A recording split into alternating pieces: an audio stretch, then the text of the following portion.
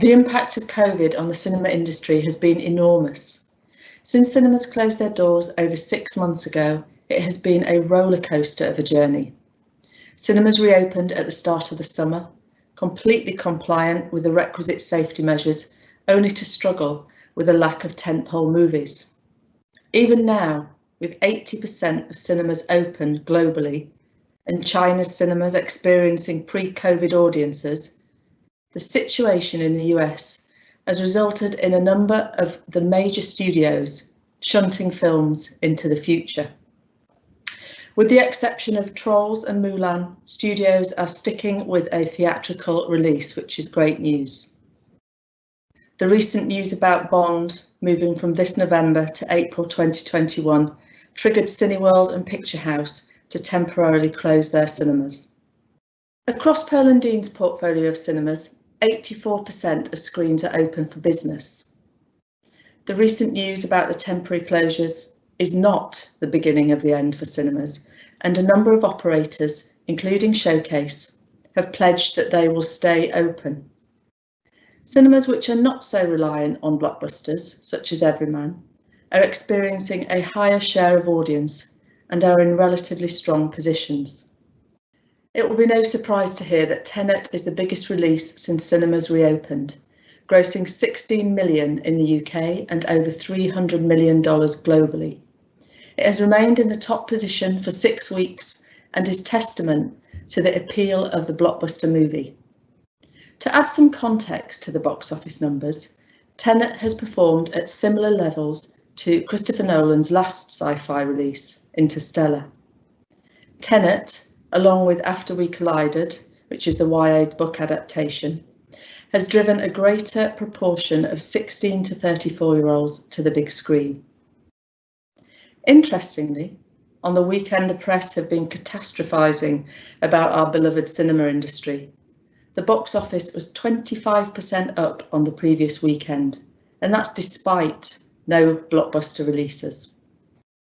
If we take a look at Pearl & Dean's admissions, we're still a long way off the audience numbers we enjoyed at the start of the year. But whilst the numbers may not be in their millions, the quality of our audiences has not diminished.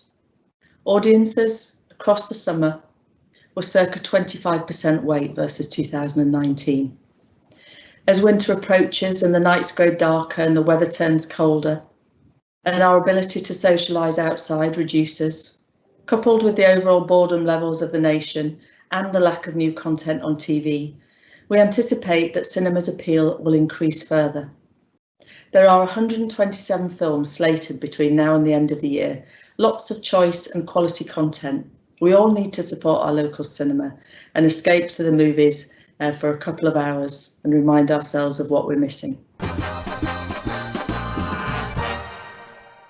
Since cinemas reopened in July, the audiences visiting look a little different to the pre-COVID audiences. The cinema audience has always been driven by 16 to 34-year-olds who historically make up approximately 35% of the visits. However, July to September saw this increase to nearer 60% of the audience being 16 to 34. This growth is to the detriment of the 55-plus audience, who are more hesitant to return, be that due to safety concerns or more likely, in my opinion, the lack of content available. Looking at this new wave of film monitor data, it is reassuring to see families and children returning to the cinema at similar levels, and it will be interesting to see how the October half-term drives these numbers. The main driver of audiences on this post-lockdown wave of research is Tenet, a film that sees over half its audience aged 16 to 34, and that has a large male skew of 63%.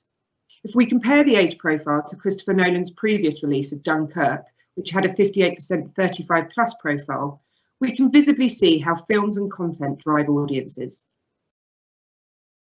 We know from the FDA's fantastic research that people miss the cinema. It is the second most missed activity after visiting friends and family. This is consistently strong over multiple waves of research, despite increasing numbers attending the cinema and high numbers of cinemas reopening. But we are aware that confidence in returning is fragile. However, once audiences have returned, they are fantastically positive, with 93% recommending the trip to others. And this is testament to the hard work Cinema First have done in ensuring cinemas are providing a safe yet enjoyable and immersive experience.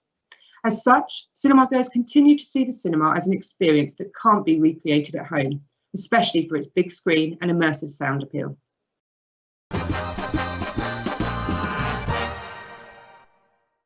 Looking at the film slate for Q4, October half-term always brings family releases to the big screen. Also released in half-term is The Secret Garden. Audiences will be familiar with this timeless story about a young girl's discovery of a magical garden. This new retelling stars Julie Walters and Colin Firth and is adapted from the classic novel by acclaimed writer Jack Thorne.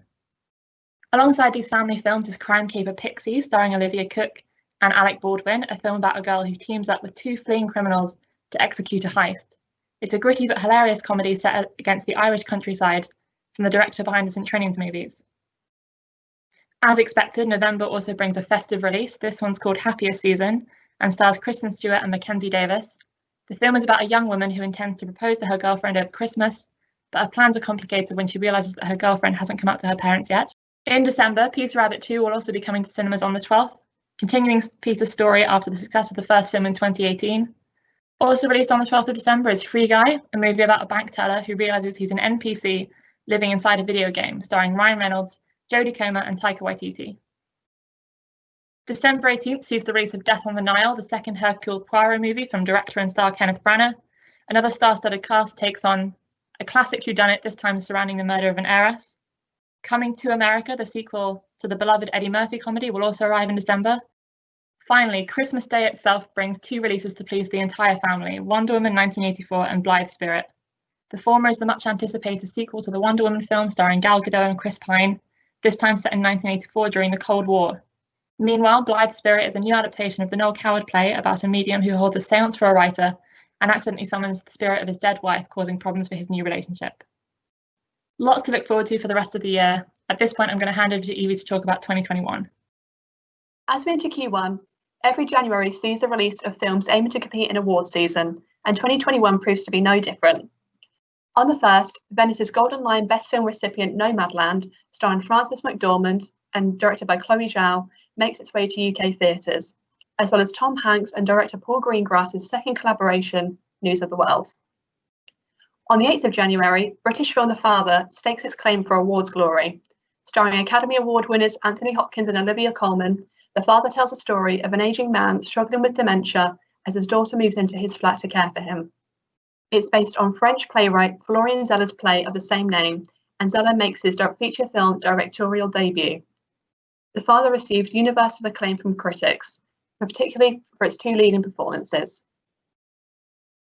Spy thriller 355, featuring an impressive all-female cast, including Jessica Chastain and Marion Cotillard, is released a week later, followed by two hotly anticipated musical films. Respect, the biography of legendary singer Aretha Franklin, starring Jennifer Hudson, and Everybody's Talking About Jamie, the adaptation of the West End smash hit about a teenager from Sheffield with drag queen dreams. Family-friendly entertainment is a focus for early February. After taking nearly 25 million at the UK box office back in 2013, The Croods finally delivers audiences a sequel called The Croods 2: A New Age. Meanwhile, director Kate Cannon flexes fairy godmother powers of her own by transforming the classic fairy tale of Cinderella into a modern-day musical. Global pop star Camila Cabello assumes the title role, with John Mulaney and James Corden providing comedic relief as supporting characters. Hollywood hopes to spawn the literal next Monster Kids hit with Rumble. Featuring a voice cast of Will Arnett, Terry Crews and Ben Schwartz, Rumble explores a world where monster wrestling is a global sport, and teenage Winnie aspires to coach a lovable underdog to victory. All films are slated for a 5th of February release. On the 12th of February, The King's Man, a prequel to Matthew Vaughn's popular Kingsman franchise, hits our screens. Vaughn returns to the helm and has assembled a predominantly British cast, including Ray Fiennes and Ara Taylor-Johnson. As we venture into March, cinema goers of all ages can expect to be entertained. On the 12th, culture audiences will be hooked by a look at the formative years of gangster Tony Soprano in The Many Saints of Newark, whilst families can escape into Disney's Raya and the Last Dragon. Starring a voice cast of Star Wars: The Last Jedi's Kelly Marie Tran and Golden Globe winner Awkwafina, the film focuses on a warrior named Raya who is determined to find the last dragon in an ancient realm. Superhero blockbuster Morbius, featuring Jared Leto and Michael Keaton, arrives on the 19th, and sequels Ghostbusters, Afterlife, and The Boss Baby 2 conclude the March releases. There are many highly anticipated blockbuster films due for release beyond Q1, including Top Gun Maverick, If you'd like any more information about the upcoming film slate, please visit our website or contact your agency representative.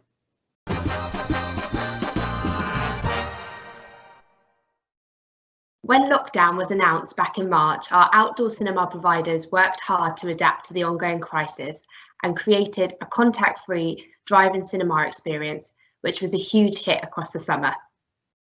After months of being stuck inside and with most outdoor events cancelled, drive-in cinema was the go-to experience for the British public, watching their favourite films on a big screen from the safety and comfort of their own car.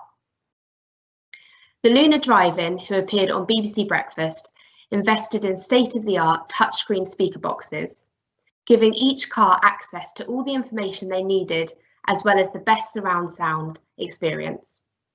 Refreshments were ordered via an app and safely delivered to each car with all staff wearing PPE equipment.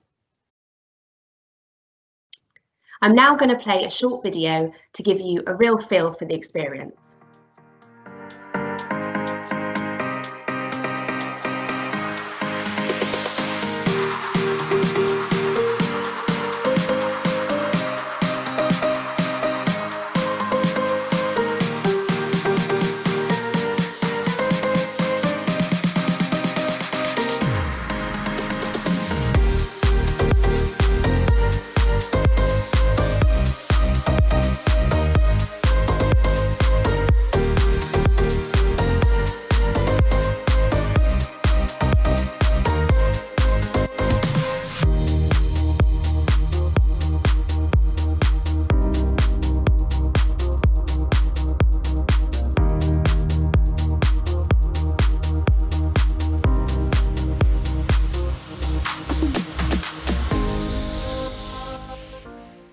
As you may have noticed from the video, Mitsubishi were the headline partner of Luna Drive-In throughout July.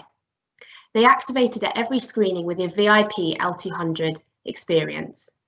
Luna customers were able to purchase this VIP option pre-event, but also had the chance to win an upgrade at the screening by entering an in-car selfie competition, #MoviesWithMitsubishi.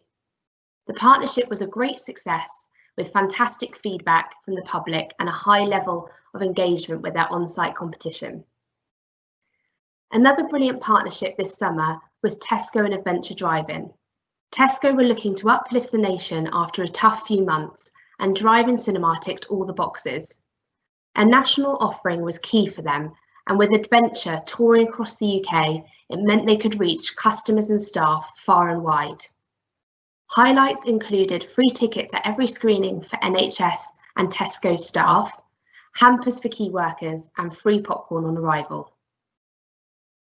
Although drive-in cinema dominated the summer months, the Luna Cinema were able to go ahead with their main outdoor season, albeit later than planned.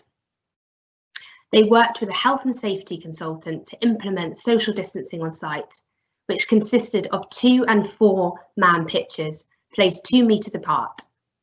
This was really well received by the public. Moving into Q4, drive-in cinema will be running Halloween and festive screenings, with various sponsorship, sampling and on-screen opportunities still available. New for 2020, Luna have confirmed 3 drive-in venues for their winter season this December: Allianz Park in London, Ascot Racecourse in Surrey, and NEC in Birmingham. With Christmas classics such as Love Actually and Elf, hot chocolate and mulled wine delivered directly to your car, and fluffy blankets on sale, this is an experience not to be missed. Pop-up screens will also be bringing back Christmas in the Snow, their immersive indoor cinema experience, but this time at the well-known Bussey building in Peckham. Guests will walk through the wardrobe of fur coats into the snowy winter wonderland to watch their favourite Christmas classics on the big screen. As with all our partners, they have implemented the necessary social distancing measures to make sure it's safe for all guests. Last but not least is the drive-in at Troubadour Meridian Water, brought to you by an award-winning team of West End and Broadway producers. With their licence renewed until March 2021, this all-American drive-in cinema in the heart of the regeneration area of Enfield, they will be screening Christmas classics, new releases, as well as putting on live West End performances. We are currently working on all our partnership opportunities for 2021, so please watch this space.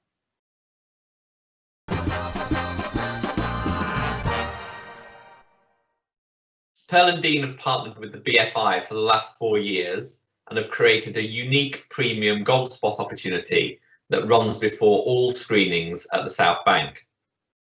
It's a soulless ad of up to 2 minutes in length, running directly before the film with no other advertising.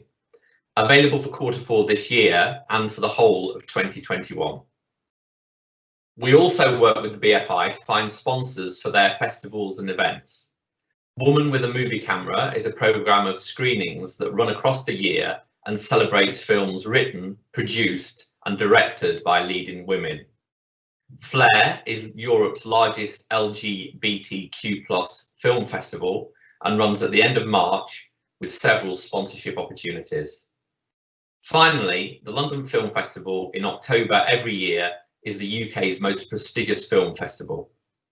Again, numerous sponsorship opportunities are available, from official car through to drinks partnerships, association with star-studded red carpet events, and other bespoke opportunities.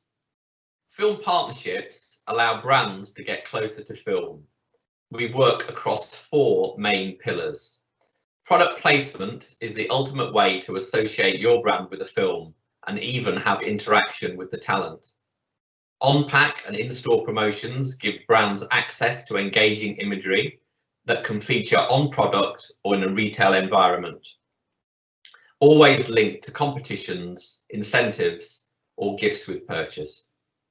Above-the-line partnerships allow brands to integrate intellectual property from films into their press, TV, radio, out-of-home, and digital comms, all without paying any licensing fee.